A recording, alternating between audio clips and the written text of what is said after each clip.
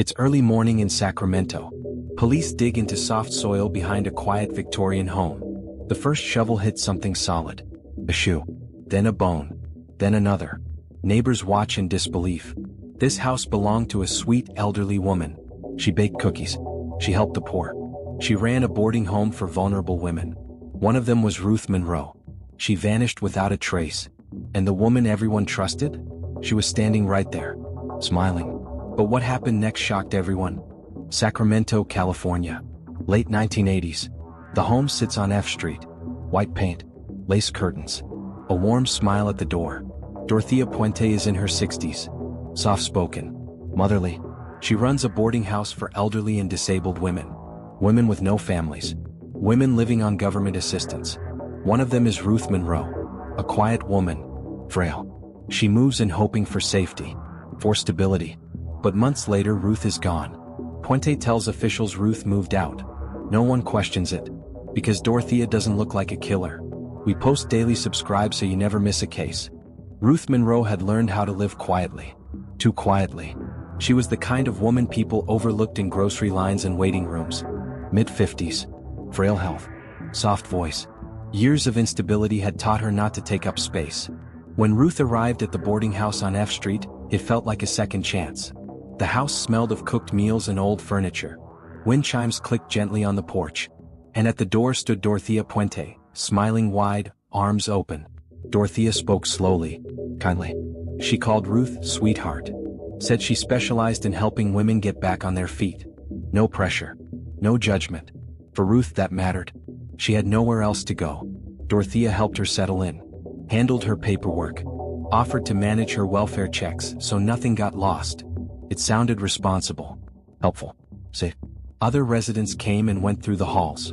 Older women. Disabled women. All dependent on Dorothea in some way. At first, Ruth wrote letters. She talked about feeling stable again. About warm dinners. About finally being looked after. But slowly things changed. Her outgoing mail stopped. Her phone calls ended. Neighbors no longer saw her in the yard. Dorothea explained it away. She's tired today. She's not feeling well. She prefers to rest. No one questioned it. Why would they? Dorothea attended church. She volunteered at shelters. She donated money to local causes. She looked like help. She sounded like help. And that's the danger. Inside the house, routines tightened. Medications were controlled. Meals became smaller. Doors closed more often. Ruth grew weaker. More dependent. Her welfare checks still arrived. Dorothea made sure of that. Ruth didn't argue. Didn't resist. She trusted the woman who fed her. Then one day Ruth was no longer seen at all. Dorothea told officials Ruth had moved out. Found another placement. A better situation. There was no forwarding address. No signed paperwork. No goodbye note. And still, no alarm bells rang. Because when women like Ruth disappear, they don't make noise. And when the person explaining their absence is a smiling grandmother, people stop listening. What no one knew was that Ruth had already taken her last breath. And the ground behind the house was about to tell the truth. The night Ruth Monroe died was quiet. No raised voices. No neighbors calling the police. Inside the boarding house, the lights went out at their usual time. Doors closed. Footsteps faded. Investigators would later believe Ruth was already weak when it happened. Dependent. Easily controlled. Dorothea Puente didn't need violence. She needed compliance. A drink placed on the bedside table. Medication handed over with a smile. Take this, dear. It will help you sleep. Ruth trusted her. She always had. There was no struggle. No scream. Just silence settling into the walls of the house. By morning Ruth was gone. But her disappearance didn't disrupt anything. Breakfast was served. Beds were made. The routine continued. Days passed. Then weeks. Ruth's welfare checks still arrived in the mail. Dorothea collected them. Signed her name. Deposited the money. No one noticed. Or worse, no one questioned it. When a social worker asked about Ruth, Dorothea didn't hesitate. She moved out. She found another care home. She wanted a change. The answers came easily. Too easily. Behind the house, the soil was soft. Recently disturbed. Carefully smoothed over. Dorothea worked alone. Methodical. Unhurried. She had done this before. Neighbors later recalled seeing her in the yard late at night. Digging. Covering holes. They assumed it was gardening. Because that's what women like Dorothea are expected to do. As months passed, other residents vanished too. Each disappearance followed the same pattern. No goodbye. No trace. Families asked questions. Some pushed harder than others. Still Dorothea smiled. Still officials nodded and moved on. Until one welfare check raised suspicion. Then another. Paperwork didn't add up. Signatures looked wrong. Finally, police came to the house. Dorothea welcomed them in. Offered them coffee. Laughed softly as they spoke. She seemed calm.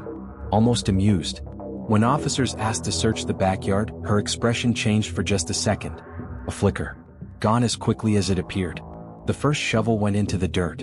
And suddenly, the silence that had protected her for years began to break. The first body changed everything.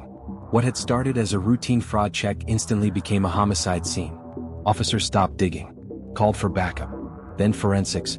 As the soil was carefully removed, the truth surfaced layer by layer. Human remains. Wrapped. Buried with intention. Then another grave. And another. By the end of the search, 7 bodies had been recovered from the backyard. Most were women. All had lived inside that house. Names began to surface. Files were pulled.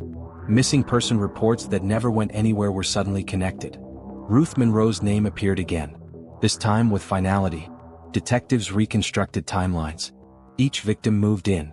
Each signed over assistance checks. Each slowly vanished. But then came the most disturbing discovery. Authorities had visited the house before. More than once. There were complaints. Reports of missing tenants. Concerns about finances. Every time, Dorothea Puente explained it away. And every time she was believed. Because she didn't match the image investigators were trained to look for.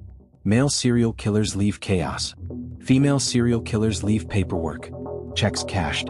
Forms forged. Stories repeated until they sounded true. But then, something didn't fit. Several checks were still being cashed months after residents disappeared. Signatures didn't match. Handwriting experts confirmed forgery. The pattern was undeniable. When detectives searched Puente's past, the picture grew darker. She wasn't new to crime. Fraud. Forgery. Theft. She had spent years manipulating systems designed to help the vulnerable. But no one had ever considered murder. That blind spot allowed her to operate undisturbed. Then came the manhunt. Puente had vanished the same day bodies were discovered. She was arrested days later in Los Angeles. Sitting in a bar. Reading newspapers about herself. Back in Sacramento, interviews began. Former tenants described fear. Control. Medication given without explanation. But then, some couldn't remember clearly. Investigators believed drugs were used to weaken and confuse victims. Making resistance impossible. Making death quiet. The medical examiner confirmed poisoning in several cases. Still, not all victims could be conclusively linked. Evidence had been buried too long. Some truths decomposed with the bodies. The case expanded beyond murder. It became an indictment of the system. How many times had authorities looked away? How many women were dismissed because they were poor, sick, or alone? The deeper investigators went, the clearer it became. This wasn't just about one killer. It was about perception. Dorothea Puente didn't hide in shadows. She hid in plain sight. And by the time the truth surfaced, it had already been buried for years. Dorothea Puente's trial forced the city of Sacramento to confront an uncomfortable truth. The killer had never been invisible. She had been protected by expectation. In court, prosecutors laid out the pattern. Vulnerable women moved in. Government checks followed. Then the women disappeared. Ruth Monroe's name echoed through the courtroom. So did the names of other victims. Lives reduced to timelines and bank records. The defense tried to create doubt. They argued lack of direct witnesses, decomposition, gaps in forensic certainty. But the yard told its own story. 7 bodies do not appear by accident. Jurors listened as experts explained how poisoning leaves little trace, how time erases evidence, how silence benefits predators who kill slowly. After weeks of testimony, the verdict came down. Dorothea Puente was found guilty of 3 counts of murder. Only 3. Not because there were only 3 victims, but because only 3 cases met the legal burden of proof. The rest remained officially unresolved. She was sentenced to life in prison without parole. Outside the courthouse, families cried. Not just for justice, but for the years that had been stolen. Years when their loved ones were dismissed as transient, as unstable, as people who simply drifted away. Dorothea never confessed. She claimed innocence until her death, maintained the role she had perfected, the harmless old woman. But the impact of her crimes went far beyond her sentence. Policies were reviewed. Oversight of boarding homes tightened. Agencies began questioning assumptions that had gone unchallenged for decades. Still, the damage was done. Dorothea Puente died in prison in 2011, taking secrets with her, including how many women were truly buried in that yard. Some investigators believe there were more victims, unidentified, unreported, women like Ruth Monroe. The case closed on paper, but in reality it never truly ended, because the question remains: how many female killers are missed because they don't look like monsters? How many crimes are waved away because the suspect fits a comforting role? Dorothea didn't outrun the law. She outweighed it. She relied on patience, on trust, on society's refusal to imagine women as predators. And that strategy worked. For years, the truth eventually surfaced, but only after the ground could no longer hide it. And even now, the full story may still be buried. Female serial killers often succeed not because they are more intelligent, but because they are less suspected. Their psychology operates inside society's blind spots. Most people associate serial killing with aggression, domination, and visible violence, traits culturally coded as male. Women, on the other hand, are associated with care, empathy, and protection. That assumption lowers defenses. In Dorothea Puente's case, the psychology was rooted in control and exploitation, not rage. She did not seek chaos. She sought stability, financial gain, power over vulnerable lives. Her victims were chosen carefully. Women with few connections, limited mobility, minimal visibility. This reflects a common pattern in female serial offenders. They target those who are already dependent. They embed themselves as helpers, caregivers, problem solvers. Killing becomes an extension of control, not an emotional outburst. Puente also displayed traits of instrumental psychopathy, superficial charm, manipulation, lack of remorse. But unlike many male killers, she didn't seek attention. She avoided it. She wanted the crime to disappear with the victim. Another critical factor is method choice. Poisoning and medication abuse allow distance. No struggle. No visible violence. Less forensic noise. This aligns with research showing female serial killers prefer methods that preserve social roles. They can continue being seen as kind, helpful, and harmless. Perhaps the most dangerous psychological element is patience. Female serial killers often operate over long periods. They wait. They blend in. Puente didn't overpower society. She adapted to it. And as long as society continued to believe that women couldn't be monsters, she was free to be one. Ruth Monroe wasn't loud. She wasn't famous. She didn't leave behind headlines or breaking news alerts. She trusted someone who looked safe. And the system trusted that person even more. That's what makes this case so unsettling. Not just the bodies. Not just the yard. But how long it took to believe the truth. Dorothea Puente didn't hide in darkness. She hid behind kindness. Behind assumptions.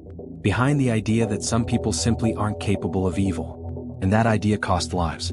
If female serial killers go undetected longer, it isn't because they're invisible. It's because we aren't looking. How many cases were written off as disappearances? How many women vanished without answers because no one asked the right questions? Subscribe and watch our next case on Behind the Crime. We uncover the stories others ignore. And before you go, ask yourself this: if danger doesn't look dangerous, who would you trust without question?